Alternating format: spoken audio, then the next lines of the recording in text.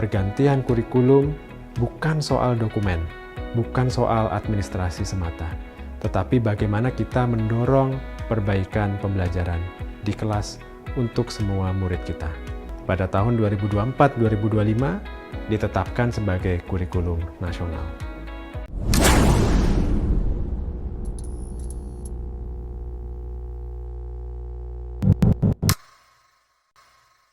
Jadi, pada video kali ini kita akan membahas salah satu berita yang kami ambil dari salah satu media online cukup ternama dengan judul Kurikulum Merdeka Siap Jadi Kurikulum Nasional pada tahun 2024.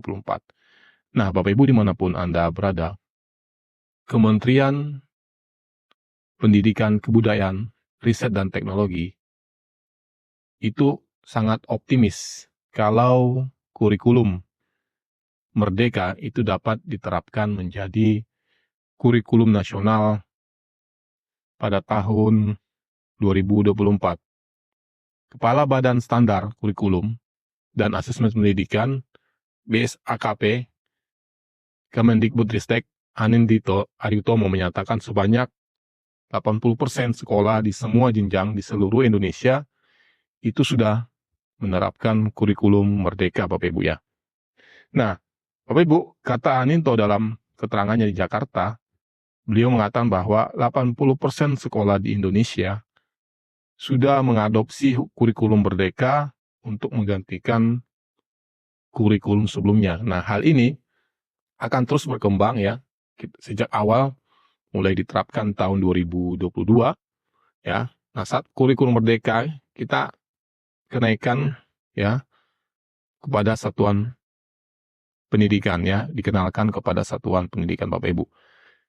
Nah, Bapak Ibu, selanjutnya Anindito mengatakan bahwa proses implementasi kurikulum Merdeka itu mulai diterapkan secara bertahap ya, mulai pada tahun 2020 ya. Kurikulum ini diuji coba pada 3.000 sekolah di Indonesia, termasuk di kawasan 3T Bapak Ibu ya, kawasan yang tertinggal, kemudian terdepan dan terluar tentunya.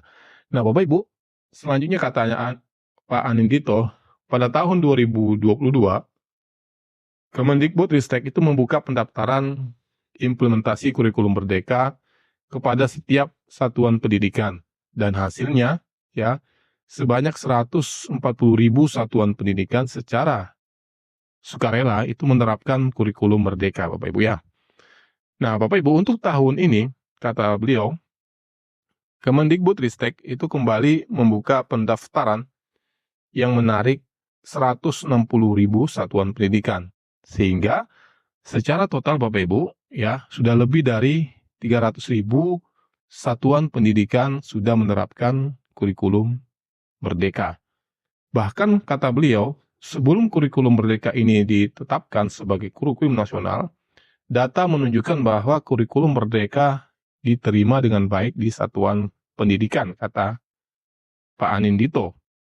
Nah, Bapak Ibu, ia juga memastikan bahwa kurikulum Merdeka itu akan memberikan fleksibilitas bagi satuan pendidikan ya untuk merancang kurikulum operasional yang sesuai dengan visi dan misi serta kebutuhan belajar para peserta didik sesuai dengan keanekaragaman di sekolah Bapak Ibu masing-masing. Jadi tergantung kepada satuan pendidikan masing-masing ingin seperti apa visi dan misinya. Sehingga Bapak Ibu, dengan fleksibilitas tersebut itu diharapkan dapat meningkatkan kualitas pembelajaran di sekolah Bapak Ibu ya. Kemudian Bapak Ibu, fleksibilitas kurikulum Merdeka menurut inisiatif ya atau keaktifan dan kepercayaan diri Ibu dan Bapak guru untuk merancang kurikulum operasional sendiri, kata beliau. Nah, Bapak Ibu, guna mempermudah pendidik dalam menerapkan kurikulum Merdeka ya, Kemendikbudristek menyediakan berbagai contoh kurikulum operasional, kemudian modul ajar dan dokumen lainnya ya yang ada di platform Merdeka Mengajar ya, cukup banyak Bapak Ibu di sana ya. Contoh-contoh modul ajar ya, KOS, kurikulum operasional, dan dokumen lainnya, Bapak Ibu. Silakan Bapak Ibu bisa cek sendiri ya, ada ribuan bahkan jutaan itu ya sumber-sumber yang bisa kita manfaatkan. Nah, Bapak Ibu, lanjut kata Pak Anindito, tidak ada kewajiban bagi satuan pendidikan untuk membuat dokumen-dokumen baru ya Bapak Ibu ya. Jadi, kata beliau, guru-guru tidak diwajibkan untuk membuat dokumen-dokumen baru mulai yang dari nol ya. Karena perubahan kurikulum ini bukan soal administrasi kata beliau, tetapi perbaikan kualitas pembelajaran. Nah, Bapak Ibu, implementasi kurikulum Merdeka juga disambut baik satuan pendidikan, kemudian kepala sekolah, ya, dan seterusnya. Contoh kepala sekolah yang ada di salah satu daerah, ya, dia mengatakan bahwa kurikulum Merdeka itu memiliki perbedaan dengan kurikulum 2013 karena dia menyesuaikan dengan perkembangan zaman, Bapak Ibu. Nah, Bapak Ibu dimanapun Anda berada, menurutnya kurikulum Merdeka memberikan ruang yang seluasnya bagi pendidik dan peserta didik untuk berkolaborasi dalam merancang pembelajaran, mulai dari perencanaan hingga hasil yang ingin dicapai secara bersama-sama, Bapak Ibu. Nah, Bapak Ibu, berkat implementasi kurikulum Merdeka, anak menjadi senang ya katanya, kemudian guru menjadi tenang dan orang tua menjadi bahagia sesuai dengan moto sekolah ya. Kenapa anak-anak senang katanya? Karena mereka dilibatkan dari mulai perencanaan, kemudian pelaksanaan sampai dengan tahap asesmen yang dahulu tidak seperti itu, kata Pak Baharudin ya di salah satu sekolah.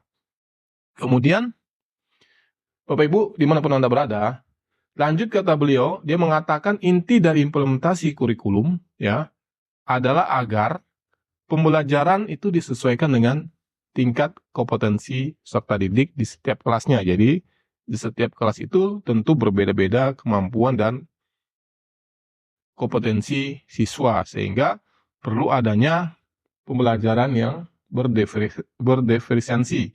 Nah, Bapak Ibu, dalam setahun terakhir ini, ya, para guru juga memiliki rapor masing-masing untuk mengetahui progres dari implementasi kurikulum Merdeka, ya Bapak Ibu ya, sehingga kita tahu di mana kelebihan yang perlu kita tingkatkan dan di mana kekurangan sekolah yang perlu kita perbaiki melalui rapor pendidikan tersebut. Nah, Bapak Ibu, jadi kurikulum Merdeka itu dirancang sedemikian rupa agar anak-anak lebih nyaman ketika belajar.